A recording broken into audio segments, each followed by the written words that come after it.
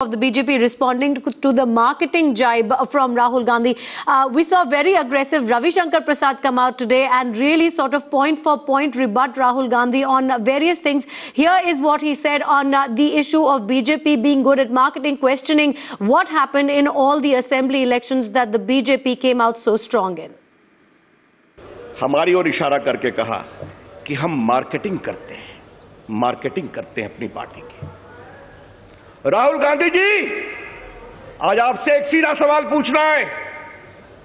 शिवराज सिंह चौहान जी को जब मध्य प्रदेश की जनता ने तीसरी बार 2/3 बहुमत से जिताया तो क्या मार्केटिंग से जिताया?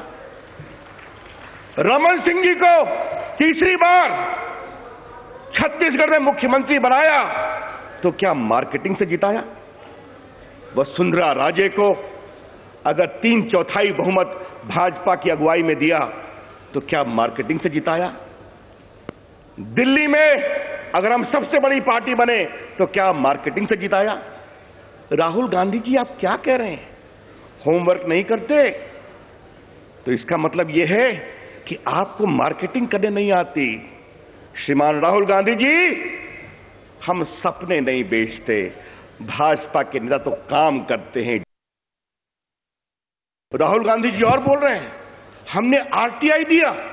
हम उनसे पूछते हैं भ्रष्टाचार क्यों नहीं रुका, तो वह कहते हैं खामोश रहो, हमने आरटीआई दिया। हमने कहा काले घोटाले की फाइल क्यों, कोयला घोटाले की फाइल क्यों गायब हो गई, कहते हैं खामोश रहो, हमने आरटीआई दिया। राहुल गांधी जी, आपकी तो बहुत चलती है। आपका इतना पावर है कि आप खड़े होकर बोलते हैं कि 9 गैस सिलेंडर को 12 कर दो और मंत्री खड़े होकर मान लेते हैं। तो अगर इतनी चलती है राहुल गांधी जी आपकी, तो आपने क्यों नहीं भ्रष्टाचार को रोका? आपने क्यों नहीं महंगाई को रोका? मेरे कार्यकर्ता बंधुओं, जो एक नारा है ना, कांग्रेस का हाथ भ्रष्टाचार के साथ, कांग्रेस का हाथ महंगाई के साथ, कांग्रेस का हाथ लूटने वालों के साथ, तो इस कांग्रेस को अब विदा करने का समय है। और इस पूरे राजनीतिक प्रस्ताव में वही आपसे कल्पना की गई है, विश्वास के साथ कहा गया है। Today, you have a weak and meek Prime Minister. The saying now is, PM presides, Madam decides, till yesterday.